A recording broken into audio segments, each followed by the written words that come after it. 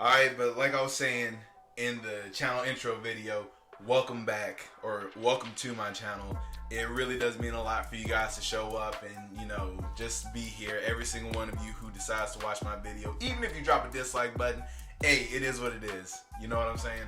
So on this channel, I'm going to be discussing a lot of different things, especially regarding entertainment, manga, anime, video games, comic books, movies, TV shows, the whole 9 yards. And another thing I really want to talk about, because I don't see it as often, and trying to mixing the communities together between anime and working out, but a lot of fitness stuff. I want to give a big shout out to anybody who's trying to get their life together, who's trying to get started, or anybody who's just trying to take that first step. Hey man, as one of those dumbass gym rats or juice heads or whatever y'all call us, I like to give you a smile and say welcome.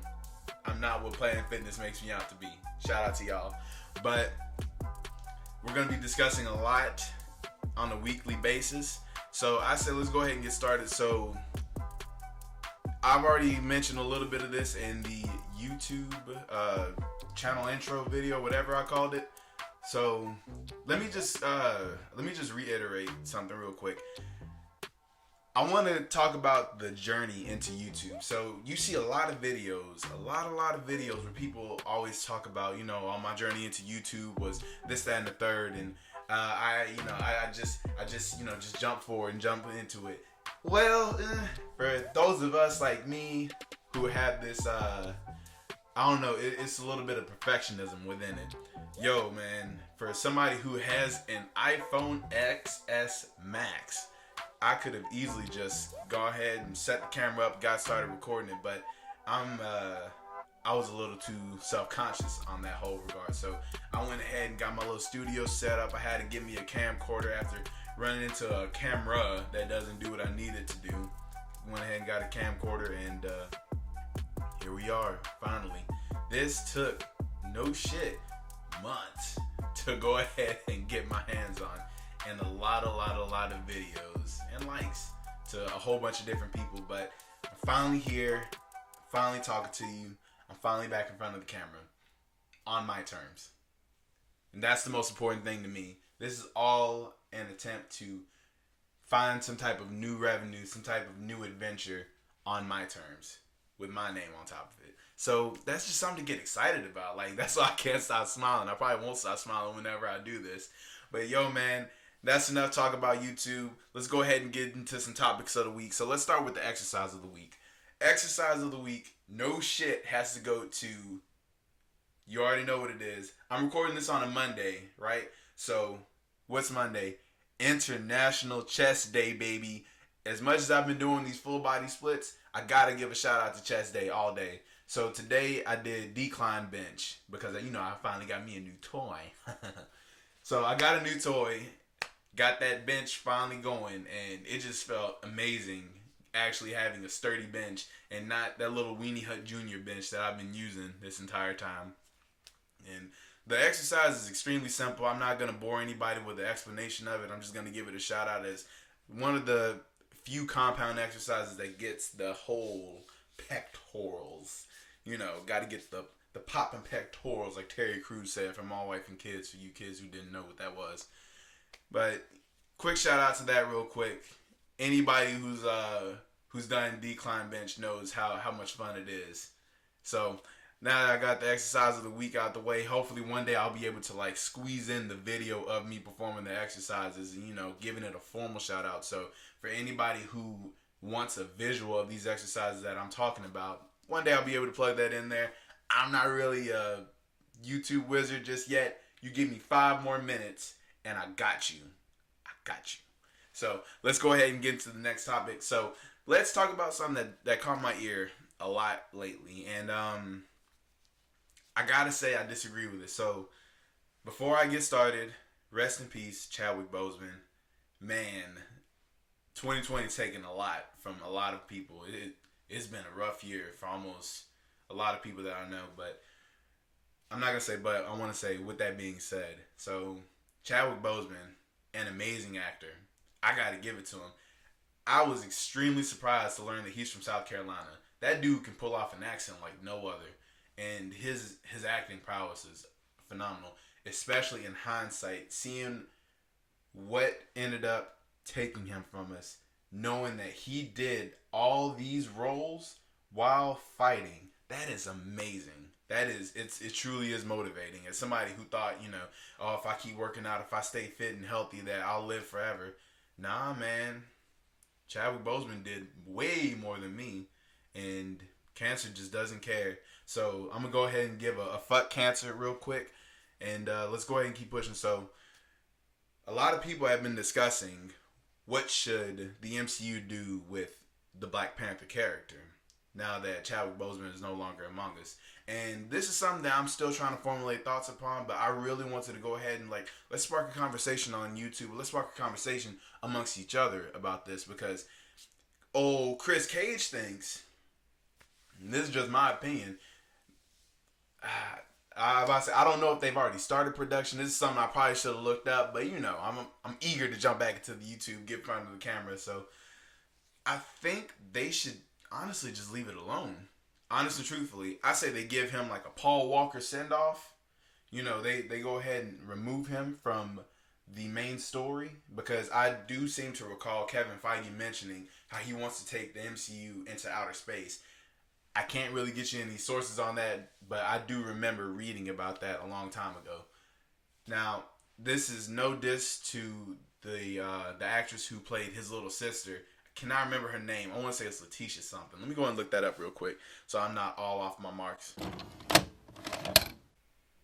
Okay, so Letitia Wright. Yeah, no disrespect to Miss Wright, none whatsoever. It's just not my cup of tea, honestly. And I do believe that's just the way that the writing room set her up. As the kid sister who's constantly making jokes, it just doesn't, connect with me. I don't see her as Black Panther. I'm not saying that a female can't be Black Panther. I just don't see her as Black Panther. Not thematically, but relating to the narrative, that makes perfect sense. That she steps up to be Black Panther, especially because T'Challa doesn't have an offspring. T'Challa doesn't have any kids. Alright, cool. So she can be Black Panther.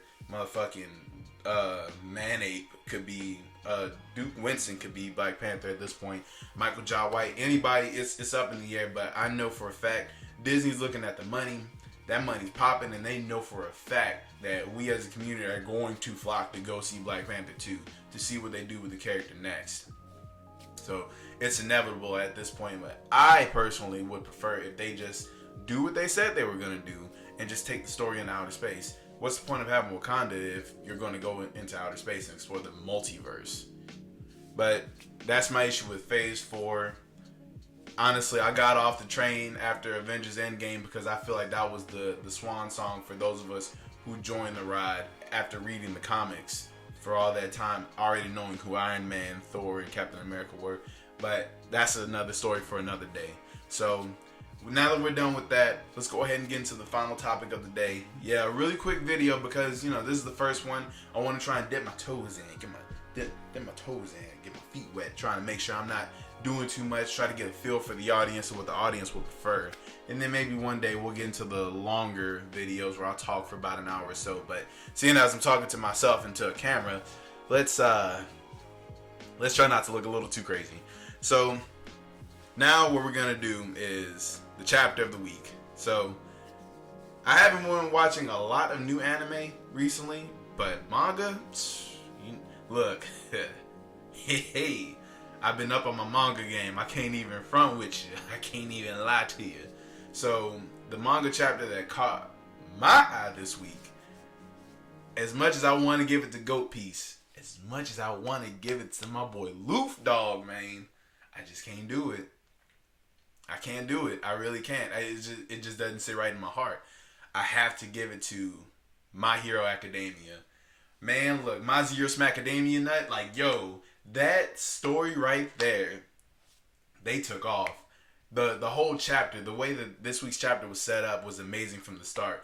It had, just to begin, it showed the destruction that Gigantomachia had left back in, wherever field it was. I can't remember where, the rest of the class 1A students were with Momo, Mineta, and then the rest of the people that you really don't care about, and how they they had to sit there traumatized, knowing that the only reason why they're alive is because the League of Villains didn't think that they were worth a damn. That was raw, bro. I saw, like, just looking at Gigantomachia's design, I was like, yo, this dude looks like he's about to cause some fucking problems, man. This dude looks like he about to wreck shop. It's he ain't looking too hot for the heroes. But don't worry, because it only gets even worse. Then you got great value Dr. Eggman bragging to everybody. As soon as he sees Gigantomachia, he's telling President Mike, he's like, oh, y'all don't know how y'all fucked up? Man, look, all them no moves was based off of this dude. He's the original. Oh, man. It ain't looking too hot for the kids, because Gigantomachia is running through this whole city looking like LeBron in the paint right now. It ain't looking too hot for the kids. But it gets better, because then we go ahead and progress to that main Shigaraki with the off-white hair, no taper, because the hoes flock to him. He don't flock to the hoes no more. He out here letting these heroes know, oh, your boy Eraserhead's down? These quirks is back? Who's getting it first? Who's up first? That man said, well, time to die. And immediately, everybody's heart sank. This man Deku's so mad, he's crying. He can't even fathom what to do. But I don't want to say it was Lockshot tried to get him to calm down so he could see a little more clearly. And as soon as he did that, Deku notices, oh shit, Shigaraki's body like splits open. And then he remembers Dr. Eggman's little cousin just put All For One's power inside of him. Damn, I keep getting those mixed up. So All For One's power is inside of Shigaraki. And now Shigaraki's body can't take it all. Because my boo bae, who's, she's dining out for the count, but I'm still here for her. I'm her man. Miriko, she's the one that came in clutch, stopping the process at 75%. So, with that being said, Shigaraki's body is tearing itself apart from all the power, but putting itself together with the health regeneration. So Deku, through his tears, notices this, and Shigaraki's like, fuck all that. Y'all still got to die. So, as Shigaraki goes to touch the ground, like literally split second of touching the ground, that boy Deku said, hey, guess what? Superhero power up, let's fucking go. He gets the black whip, grabs everybody, shoots into the air, and my boy, R.I.P. Gran Torino, my boy says, yo, that's her quirk. That's Shimura's float. My nigga Deku out here letting these motherfuckers know he's ready to be the main character again. He said, alright, that my villain arc was cool and everything. Alright, Endeavor, you got the best character arc. We know you probably like the top 5 characters in the story right now. Hawks, you nice and all. But this is my show. This is my story. So he said, he picked everybody up that was on the battlefield, and he said, I'm about to let you know right here, right now, you got the game fucked up. And this is where I beat you, bitch. Word for word. That's why I read in my translation. Don't question me on it. So I gotta give it to My Hero Academia. Man, look, that story right there, I've been rocking with it for a minute, been reading, watching the show and everything. I cannot wait for this season to be animated. It's going to look phenomenal. Truly phenomenal. I gotta give that chapter a smooth 9 out of 10, 9.5 out of 10, just because of how hype I was. I started shaking, like, yo, man, that's how you know that shit is nice. Like, this motherfucking My Hero Macadamia nut, like, fucking killing me right now. But that's all I got for today, y'all. Hey, one day when I get my life together and I get this Patreon up and all this other stuff, trust and believe I'll give all the notifications to different forms of media. But please make sure that you follow me, Cole King Cage, on Instagram. Do not hesitate to follow my brand, Conquest Archives. That's where one of these shirts came from right here. Conquest Archives. Go get you a Conquer shirt. Go ahead and hit it up. Try to find your size and figure out which shirt that you like. Please hit that like button, subscribe, all that fun stuff. Until then, welcome back to my channel. This has been episode 1 of the Chris Cage Continuity Cast. Thank you.